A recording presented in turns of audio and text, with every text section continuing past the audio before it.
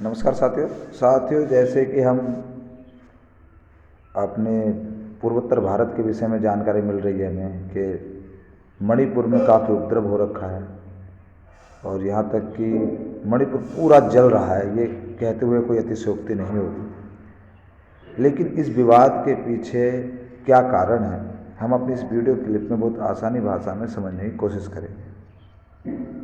हमारे पूर्वोत्तर भारत का मैप है जिसमें हम अपने सभी राज्यों के बारे में आसानी से देख सकते हैं। ये हमारा अरुणाचल प्रदेश, नागालैंड और ये हमारा मणिपुर है।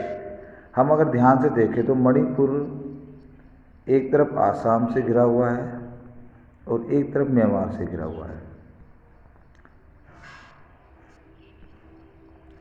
म्यांमार हमारा आसाम और म्यांमार से घिरा हुआ, बल्कि पूर्वोत्तर भारत को ही हम मैप के द्वारा देखें तो हमारा पूर्वोत्तर भारत इधर चीन, बांग्लादेश और म्यांमार, इन तीन ऐसे देशों से घिरा हुआ है जो या तो अशांत हैं या हमारे दुश्मन पड़ोसी कहे जा सकते हैं। बात है इस मणिपुर राज्य की। मणिपुर राज्य कि अगर हम भौतिक दृष्टि से देखें तो हमारा 90% हिस्सा पहाड़ी है और 10% हिस्सा हमारा मैदानी है। ठीक, पहली बात तो मणिपुर राज्य के बारे में हमें पता चला कि हमारा 90% जो क्षेत्र है वो पहाड़ी इलाका है और 10% हमारा मैदानी इलाका है। दूसरा फैक्ट हम मणिपुर के बारे में देखते हैं कि हमारे यहाँ पर दो जनजातियाँ यहाँ पर मेन जनजाति तो हमारे यहाँ पर कई सारी इसमें रह रही हैं, लेकिन एक कुकी जनजाति जो कि लगभग 47% है। दूसरा एक मैती जनजाति नहीं है, बल्कि ये मैती यहाँ के मूल निवासी हैं और ये लगभग 53% है।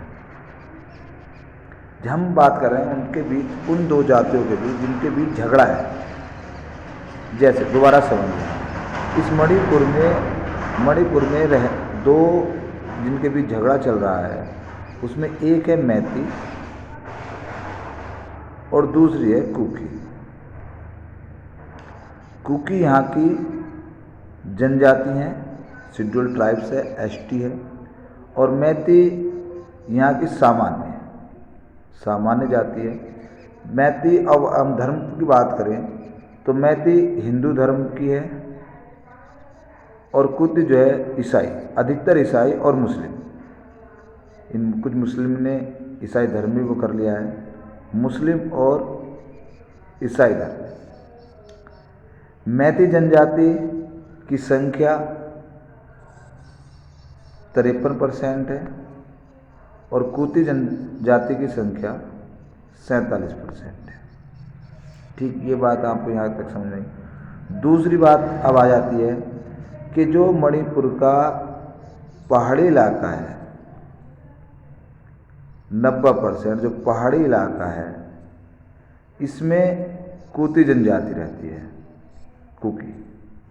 कुकी जनजाति रहती है, और जो 10% प्लेन है इसमें मैती जाति रहती है। नहीं आया समझिए, अब आप इसमें इसे ऐसे समझिए,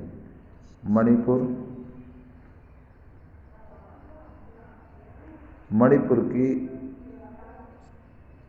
जो पूरी लैंड है, पूरी भूमि है, इसमें 90% पहाड़ी इलाका है और 10% प्लेन इलाका है। इस 10% में 53 लोग रहते हैं और 90 में 47 लोग रहते हैं। ठीक है, बस बात विवाद के यहीं पे है। इस पॉइंट को आप आसानी से समझिए कि जो 53 लोग हैं हिंदू वर्ग से आते हैं, इन्हें एज ए ब्राह्मण की तरह ट्रीट किया जाता है। इन्होंने कुछ समय पहले हाई कोर्ट में अपनी एक अपील दायर की थी कि हमें भी एसटी का दर्जा प्राप्त कराया जाए। अब इसी उपलक्ष्य में हाई कोर्ट का एक डिसीजन आया कि वहाँ की राज्य सरकार इन 53% मैती जाति को एसटी का दर्जा देने के लिए प्रयास करे। बस झगड़ा मेनली यहीं आ गया। अब जो 90% लोग हैं, जो 90% भूमि पर 47% कब्जा किए हुए हैं, ये 53% लोग चाहते हैं कि जो इनके पास मात्र 10% भूमि है, इसमें उनका भी हस्तक्षेप हो। कैसे हस्तक्षेप होगा? मान लीजिए हमारे यहाँ एसटी के कुछ प्रावधान होते हैं कि वो अपनी ज़मीन बेच नहीं सकते, कोई उनकी ज़मीन खरीद नहीं सकता है, पहाड़ी इलाके में रह नहीं सकता है कोई दूसरे राज्य में। लेकिन यदि ये मैती लोग जो 10% रह रहे हैं, भूमि का उपयोग कर रहे हैं, जब इन्हें एसटी में आप कन्वर्ट हो जाएंगे तो इन्हें कुकी जनजाति की ज़मीन खरीदने का, वहाँ पर पहाड़ी इलाके में बसने का राइट मिल जाएगा। बस दूसरी जनजाति क्या मान रही है कि हमारे अधिकार को अतिक्रमण है, और इसी उपलक्ष्य, इसी के कारण दोनों जातियां आपस में लड़ रही हैं। आपको समझ में आया होगा कि मेनली लड़ाई किस चीज़ की है। मेनली लड़ाई चीज़ है 10%, मणिपुर की लैंड 10% पर 53%,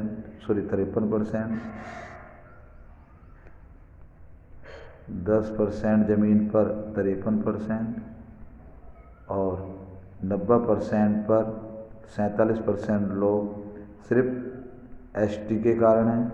यदि इन 53% व्यक्तियों को भी एसटी का दर्जा मिल जाएगा तो जो लैंड डिस्ट्रीब्यूट है ये धीरे धीरे सामान्य अवस्था में आ जाए।